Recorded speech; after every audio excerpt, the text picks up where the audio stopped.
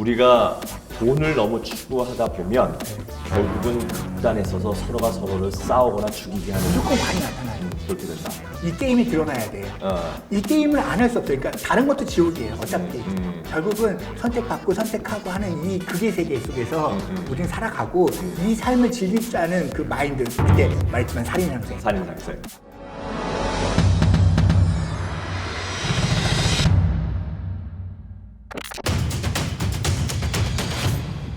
이 이제 1화의 가장 중요한 포인트였던 이제 이 게임에 모인 사람들이 등장해요. 그럼 이들이 거의 다 비겁 캐릭터가 많은 거잖아요, 지금 여기가. 그쵸. 네. 모여있다는 건 다 비겁이에요. 이 가장 큰 사건을 이제 1화 때 맞이하죠. 이게 뭐냐면 결국은 무궁화 꽃이 피었습니다라는 게임에 들어가게 된단 말이죠. 이렇게 여기 이제 돌발이 일어나죠. 결국은 뭐냐면 총을 쏴대죠 여기서 이제. 세상은요. 네.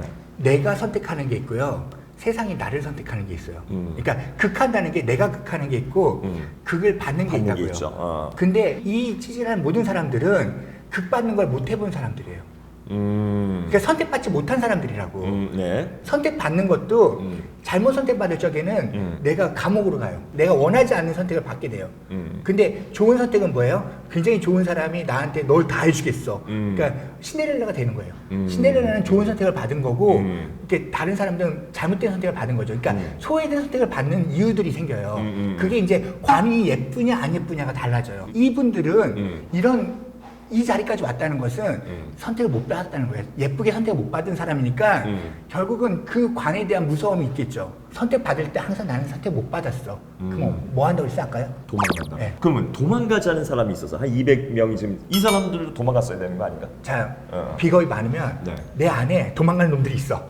그거 내 안에 버티는 놈들이 있고 여러 가지 성격이 있어요. 당연히 그러니까 그러겠죠. 비겁이 많으면은 그 비겁에 대한 성격들로 다 캐릭터가 나타나요. 그걸 어떤 캐릭터로 발현됐냐에 따라 네. 성격은 달라지니까. 그래서 근데 나가봤자 여기만 지옥이에요? 저기도 지옥입니다. 그러니까. 결국은 관에 적응해야 돼요. 선택받은 사람이란 말이에요, 이제. 그 전엔 선택밖에 안 행동했어도 도망치기만 해도 살았었는데 도망치는 거 가지고 안 되는 지금 운에 온 거예요. 그랬을 때 인간은 어떻게 행동할까를 갖다 이제 영화에서 너무 잘 보여주고 있는 거예요. 그래서 사실은 2화의 제목이 지옥이 됐죠. 2화 때는 이제 여기 주요 인물들에 대한 이런 배경도 설명되면서 결국 현실 지옥이고 다시 게임으로 참여하게 되는 이 동기부여를 하게 되는데 이 상우 역할 박혜수 씨가 등장해요. 이 캐릭터는 어떻게 봐야 되나요? 이 캐릭터는 기본적으로 인성이죠. 아까 그렇죠. 모든 것들을 계획에 하에서 움직이는 거죠. 근데 이분도 관이 없는 거예요. 아, 관이 없는데 인성이 강한. 인성이에요. 그러면 자기가 아까 관도 없고 인성도 없고 비겁만 있는 몸으로 때우는 이정재 같은 놈이 있는가 하면 인성을 쓰는 머리만 있는 사람이 있는 거예요. 비겁은 그렇죠. 약하고 그러니까 몸은 안 쓰고 머리로 모든 걸 해결해요. 그렇죠. 지금 딱 맞았어요. 지금 이 시리즈 내내 서울대라는 인증 하나로 인해서 이 게임의 모든 것을 다 머리를 쓰고 있는 캐릭터, 심지어 배반까지 하면서 남을 죽여가면서 살아남죠. 상관없어요. 그러니까 그 배반이라든지 뭐 하는 거는 다 우리 비겁의 입장이에요. 인성의 입장은 넌 룰을 못 지켰고, 그러니까 네가 틀린 거구나. 실력이 없는 거야. 실력 없으면 당연히 탈락해야지. 그러니까 걔들은 되게 칼 같아요. 아, 그래서 그 구슬치기 때도 나는 어떻게든. 룰대로 했다. 이거는 지금 폭력을 가하지 않고 나는 이 구슬 다 가져온 거니까 내가 이겼다고 가고 그쵸. 죄책감을 안 느끼나요? 그 인성이 강한 사람들은? 자기도 똑같은 룰에 들어갔잖아요. 같은 고통에 대한 입장을 보는 게 아니라 지켰느냐 안 지켰느냐. 못 지켰으면 능력이 없는 거예요. 그러니까 능력주의 사회에서는 다 인성사회예요. 그러니까 우리가 공부해야지 성공해야 된다라는 것들 있잖아요. 지금 사회가 그런 거잖아요. 근데 인성의 문제가 뭐냐면 이렇게 룰만 지키다 보니까 주위에 사람이 없는 거예요. 주위에 사람이 없다는 것은 나 대신 주어줄 사람이 아무도 없다예요. 그러니까 오래 못 살아요. 결국은.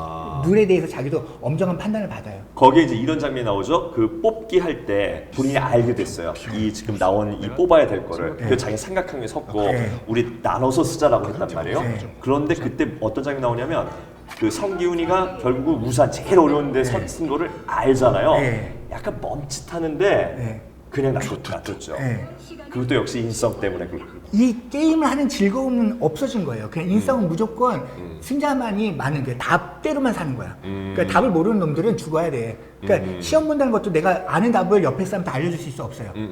나만 써야지. 아니 근데 우리가 지난번에 살인 상생이라고 그래서 인성을 가진 사람들은 사실은 이 되게 세상을 아름답고 행복하게 볼 수도 있다고 했는데 지금 오늘 이 얘기를 들으면 인성이 강하면 행복한 게 아닌 것 같은데? 인성이 비겁을 갖고 있어요. 아, 인성이 비겁을 갖고 그러니까 있을 내 때. 놀이가 있는데 내 놀이를 같이 할 사람이 있을 때 내가 축구를 알고 있어. 근데 나만 축구하고 있네? 그럼 뭐가 행복해요? 같이 할 수 있는 비겁이 있어야지. 근데 이 비겁을 모르는 사람도 있다고요. 비겁이 사주에 없으면 같이 할 사람이 없는 거야. 혼자 모든 걸 혼자 해결해야 돼. 그리고 누구도 안 믿어.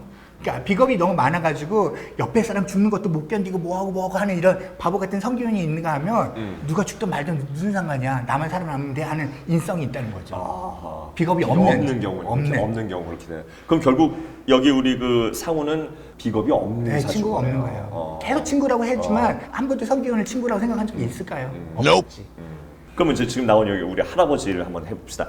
알고 보면 1번으로 등장했고 식상은 모든 걸 내가 이루어요. 그러니까 잘 봐요. 음식을 하더라도 재성 있는 사람들은 음식 시켜 먹어요. 내가 만든 것보다 맛있어. 근데 어떤 사람은 야 이거 절대 안 시켜 먹어. 내가 만든 게 맛있어 하면서 뚜렷뚜렷 만들어 와요. 그게 식상이에요.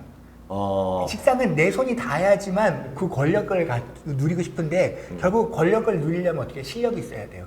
그러니까 모든 건 실력으로 해결해요. 그러니까 아까 내 왕년에 딱지치기도 잘했지, 뭐 이렇게 잘했지, 뭐 이렇게 내가 소시 쪽에 고향에서 줄달리기를 꽤 해봤는데 웬만해서는 진 적이 없었어. 한때는 이거 잘했지를 너무 많이 말해. 맞아. 할아버지 항상 그 대사를 썼어요. 나는 이거 좋아했고 난 또 잘했어. 그 식상이에요. 그 식상은 끊임없이 삶을 개척하고 확장해가요. 여기 그 새벽이라는 캐릭터가 등장한단 말이죠. 끝까지 살아남는 3인방 중에 특히 여성으로서 이제 유일하게 보이는 새벽인데 이 새벽이라는 캐릭터의 이 사주는 어떻게 돼요?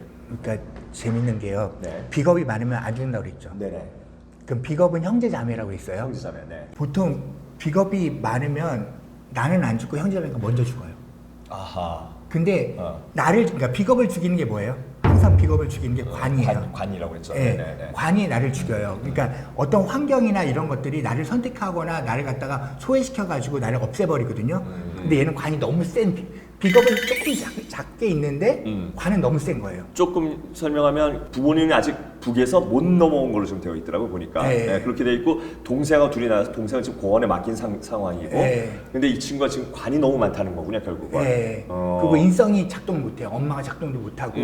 그러니까 관에 대해서 그냥 온몸으로 내가 받아들이는 거예요. 얘는 기본적으로 동생을 살리기 위해서 자기가 죽는 거예요. 그래서 이걸 총알바지라고 하거든요. 그러니까 관이 많은 사주는 총알바지가 돼요. 아까는 비겁을 많이 가지면 관이 좀 있으면 좋다고 했는데 관이 너무 많으면 결국은 이 총알바지 사주가 된다. 또 이렇게 되는 거네요. 도망치는 것도 이제 비겁이 많으면은 어느 정도 멈추는데, 그러니까 바로 도망치서 바로 죽는 사람들은요 비겁도 작은 거예요. 그럼 관에 대해서 바로 죽어요. 그러니까 그들은 총알바지가 되기 때문에 항상 생명의 두려움을 느껴요. 근데 지금 이 새벽이라는 친구는 그 끝까지 살아남은 유일한 여성이자 마지막 게임 직전인 5번째 게임까지 다 통과한 인물로 등장했거든요. 그 힘은 어디서 나온 건가요? 그게 비식이라고 사기치거나 소매치기 하거나 다 실력이에요. 어떤 건 딱 사주를 봤을 적에 남의 걸 뺏어오는 사주가 있고요. 그러니까 그거는 카피해 와요. 근데 실력이라는 것은 내가 익혀야 돼요. 그러니까 타짜를 하던 아니면 사기를 치던 소매치기를 하던 다 실력이 있어야지 하죠. 그 식상이 있는 거예요.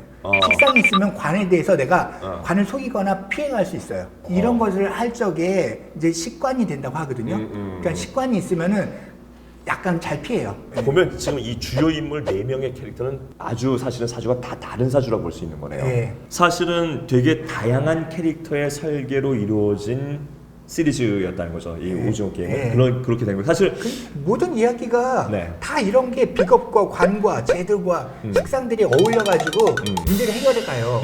만일 식상 코드라면 기술이 너무 좋아가지고 모든 걸 해결하는 거고 재성 코드라면은 내가 자리를 먼저 빨리 잡아요. 그러니까 권력을 먼저 가져와요. 관들은 막 참아요. 어떻게든 견뎌보고 그다음에 인성들은 머리 쓰고 비겁들은 몸으로 부딪혀서 알고. 근데 결국은 이런 다양한 캐릭터를 결국 돈을 쟁취하는 게임에 들어가는 것을 묶었단 말이죠. 그런데 결국 나중에 엔딩에 보면 이정재가 우승해서 그 돈을 상금을 받긴 하지만 그 이정재는 결국 그 돈을 그냥 일반 통장에 넣어놓고 쓰지도 않고 자기 삶은 그냥 그대로 거지처럼 망연자실하게 사는 시간이 지났는데도 그렇게 사는 모습도 등장하게 됐어요. 이건 어떻게 해석할 수 있을까요? 관이 없으면요 돈도 못 써요. 돈이 들어와도. 왜냐하면 돈이라는 게 재성이거든요. 재성이 나갈 방향을 만들어주는 게 관이에요. 그러니까 돈이 생기면 권력을 추구하잖아요. 그렇죠. 근데 원래 관을 싫어하는 사람은 돈으로 권력을 만들려고 하지 않아. 나 돈 좀 있다가 뻐기려고 하지 않아. 그냥 돈이 불편할 뿐이에요. 그러니까 있으면은 내가 옆에 사람들 밥 사줄 수는 있어. 그 정도의 돈만 필요해요. 그러니까 비겁들이 굶어 죽지 않을 정도의 돈만 필요한 거지. 돈이 더 많아봤자 관이 없는데 어떻게 내가 쓰겠어? 아까 계시면 그 돈이 많으면 또 뺏기까지 한다고 그랬으니 네. 그러니까 빨리 다 그 우리 상우의 어머님을 도와주고 이건 잘한 거네. 재밌는 게 비겁은 돈이 많아지면 나눠줘요 그냥. 그러니까 내가 돈 버는 이유는 사람들 옆에 주려고 해. 그들이 웃는 모습이 좋아요. 인간을 이제 신이 만들 적에 뭔가 극해서 살게 만들었어요. 그러니까 제가 먹을 것이고요. 그걸 없이는 못 살아요. 돈이랑 없이는 못 살아. 그렇지만 이게 더 많아질 때 이야기예요. 내가 먹을 것보다 더 많이 벌었을 때 잉여가 될 적에 이제 관이 나타나요. 관이라는 게 좋을 것 같지만 권력도 되지만 사람들이 시선도 들어와요. 그럼 얘 돈 많은 사람이라는 시선이 들어오잖아요. 네. 그때 나도 돈이 많아서 사람들 극할 수 있어요. 그러니까 너 똑바로 일 안 하면 돈 안 줄 거야 이렇게 할 수 있지만 다른 사람도 저렇게 죽여가지고 내 저 돈을 뺏을 거야 라는 그 그거 들을 수 똑같이 있겠죠. 들어온단 말이에요. 그러니까 관이 세상으로 들어가는 순간 이제는 완전히 살벌한 세상이 돼요. 그러니까 관이 없을 적에 얼마나 행복한지 아세요? 그러니까 그런 세상이 안 열려요. 서로가 미워하고 너무 동감하시는 것 같아, 탁 선생님. 아니, 저는 관 없이 50년을 살아왔던 사람이기 때문에 네. 탁 선생님 생각하기에 이 오징어 게임은 그럼 뭐에 관한 이야기인 것 같으세요? 내가 죄를 추구하는 사회, 그러니까 먹을 걸 추구하는 사회가 되면 사람들은 이런 험난한 세계에 열려요. 결국은 능력자들이 모든 걸 갖게 되고 그 속에서의 어떤 허무가 생겨요. 진짜 허무밖에 없어요. 그냥 게임이거든요, 한마디로. 그러니까 결국 이런 거네요. 우리가 돈을 너무 추구하다 보면 네. 결국은 극단에 서서 서로가 서로를 싸우거나 죽이게 하는 무조건 많이 나타나요. 그렇게 된다. 이 게임에 들어가야 돼. 어. 이 게임을 안 할 수 없어요. 그러니까 다른 것도 지옥이에요. 어차피 결국은 선택받고 선택하고 하는 이 극의 세계 속에서 우리는 살아가고 이 삶을 즐길 줄 아는 그 마인드, 그때 말했지만 살인상생, 살인상생.